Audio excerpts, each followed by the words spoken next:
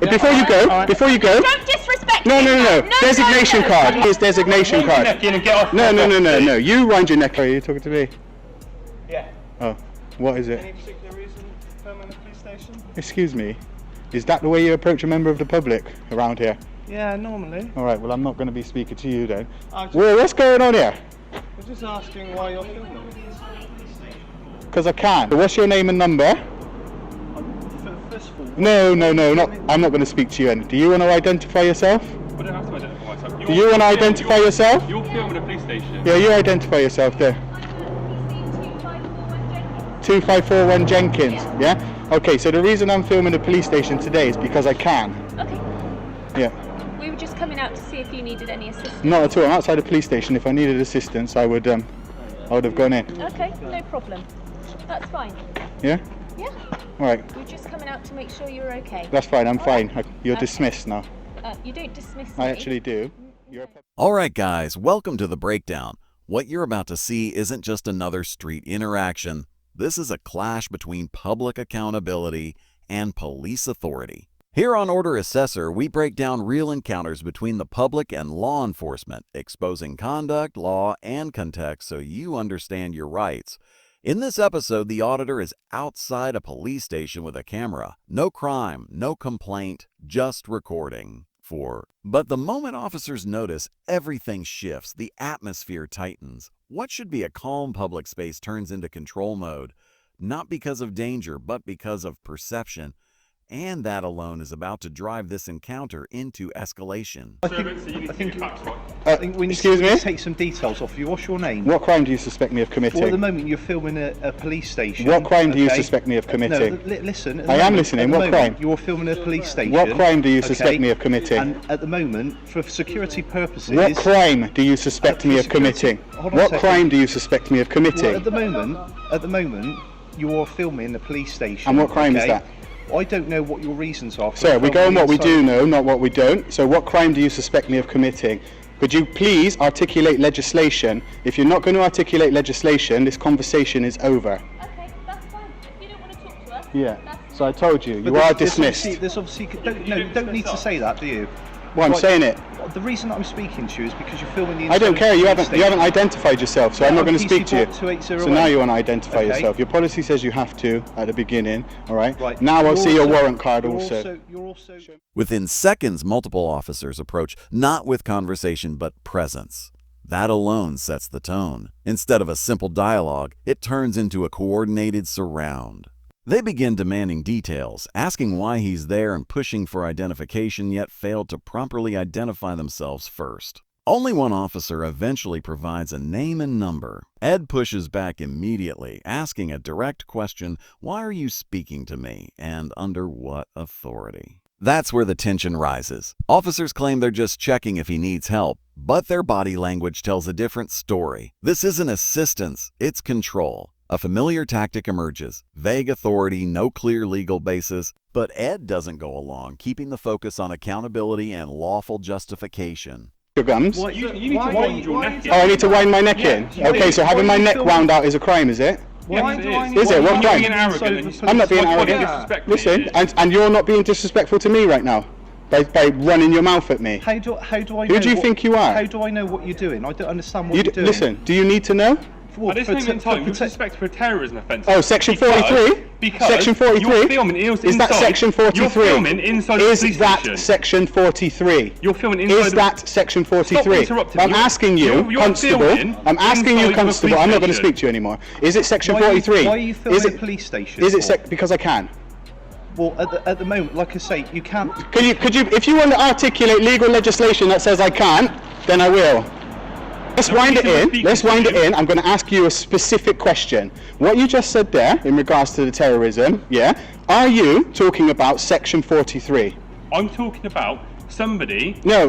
Sections. Legislation, please. Let's talk legislation. I don't need to talk legislation. It's sharper. Ed keeps repeating one core question. What crime do you suspect me of committing? Instead of a clear answer, he gets deflection after deflection, security reasons, filming a station, looking suspicious.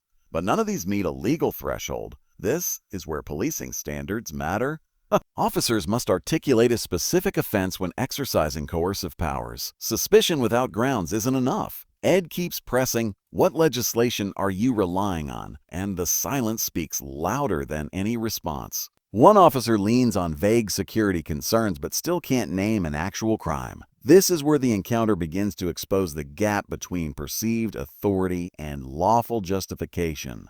Which says that I am at liberty to give you that. Listen, you just asked me a For question. the camera, this gentleman is pointing a camera into a police station. Yeah. Okay. So? There's obviously cause for concern. What for cause that. for concern? Well, because of the security. Articulate of the police crime. station. No, listen. Articulate a crime to me. What? From who? From who? From all kinds of From who? things. Any What are you talking about? Be specific. behaviour. I'm being specific with Anything you. that looks out of place. That's What's how we what's work. out of place? A person that. All right, so I'll tell you what I'm doing. I'll tell you what I'm doing. I'll tell you what I'm doing. Compound. I'll tell you what I'm doing. I'm making a story. I'm an investigative journalist, and I'm gathering content for a story. Okay, there's my reason. And that's what we're trying to find out. Yeah, we just told you. I didn't have to tell you, Yeah. but I did. So that's what I'm asking. No. I'm not threatening you or Yeah, anything. but like that, the way but you're listen, talking no, is that we were threatening you. because you're doing exactly what thousands of police officers do in this country. Okay, you come up to somebody. Things escalate further when terms like terrorism and vague legal sections are introduced without clarity. One officer hints at specific powers but can't properly explain them when challenged. Another tells Ed to wind your neck in, suggesting his tone is the issue. But here's the reality. Being rude or assertive isn't a crime. Public order laws require clear conditions like threatening or abusive behavior causing harassment or distress, and none of that is established here. Instead, frustration starts replacing legal reasoning. Officers continue demanding details while refusing to provide proper identification when asked. That imbalance becomes the central issue of the entire encounter. Around it Assume then. that you didn't know Yes, the you did. law. You came out. No, you're assuming that I'm. Man, you. that you're What an is your idiot, and I'm issue? not saying But then that. why won't you let me finish speaking? Because you're not allowed to speak. You weren't. I don't have to let you speak. We were I wouldn't asking. have to let you speak. But then go away. Go back in and do some actual police work. As a journalist, surely you should know by asking a just question, listen. you should get an answer. Do you suspect me of a crime?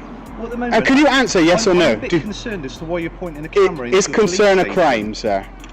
What? Do you suspect me of like I a? said- Do you suspect me of a crime? Like I say, I'm trying to find out from you Do why you, you're pointing the camera do into a you police suspect station. me of a crime? Well, at the moment, it's a bit suspicious that you're pointing a camera. Is into a police suspicion station. is suspicion a crime? No, it's an inquiry. Okay, that no, will okay, carry no. out. I don't need the cops explaining bit. Let's talk facts. Is suspicion a crime? Well, no, not. No, at the okay, moment. stop then. we don't Okay, deal stop with then. just Okay, crime just yes, you all do. day But do long. you No, suspect? it's Do you a suspect? myriad of Do you different suspect I'm about to commit a crime? You can. Do you suspect? Midway through, there's a shift, a promotional segment on a legal awareness platform framed around changing policing powers and public confusion about the law. It highlights tools like interactive guides, AI assistants, complaint generators, and safety resources to help people understand their rights. Corey! The message is clear. Most people don't realize their legal position until they're already in a confrontation. When the scene resumes, the tension hasn't gone anywhere. Officers keep asking why he's filming, while Ed stands firm. He's under no obligation to justify lawful activity without a stated crime. At this point, the gap between authority and accountability is fully exposed. Okay, so when I'm asking you questions to try to understand why you're accosting me and you refuse to answer the I'm question, not you are, accosting you are, because What I'm does just a accosting normal mean? member of the public. Yes. You're just trying to get No, I'm You not. are, you're I'm not. No, just let me speak. I don't care what you have to say. Okay, How about that's that? fine. Jog on. That's- Off your trot. don't- There's snout going on just around being here. rude now. Is rudeness a crime? Yourself look silly No, because but you're Is rudeness a trying- crime? You're being rude to Public us. order We is. don't have Huh? to engage Public with you. order to is. just Yeah, public order. But am I using excessive words or behaviour? So then don't listen. You don't even know what. Before you go, alright. before you go. Don't disrespect No, him. no. Designation card. I want to see his designation No, card. that is enough. I want to see his designation card. Neck in and get off. No. You wind your neck in. Off your trot, little piggies. Peppa Pig. Pep. Back in the confrontation, Ed clearly explains he's an investigative journalist gathering content. That's his lawful basis. But instead of de-escalating, officers double down on suspicion. They raise security concerns, yet still can't define any offense. Ed challenges them again. Is suspicion a crime? Is concern a power? Eventually the answer comes, no, And that admission is critical because it confirms what Ed has argued from the start. Concern alone doesn't justify coercive action. If there's no crime, there's no lawful demand for details. Yet the interaction continues, driven more by authority than legal foundation. This is where the breakdown becomes obvious. Officers keep circling back. It looks suspicious. But suspicion without articulation isn't enough. Ed presses again. Do you suspect me of committing a crime? No. The response shifts into hesitation. At one point, they admit it's not a crime, just concern. That distinction matters because policing powers require thresholds, not feelings. As it continues, it becomes clear no specific offense exists. Instead, authority is being stretched to cover discomfort with being filmed, and every justification reinforces the same conclusion. No legal grounding is being stated.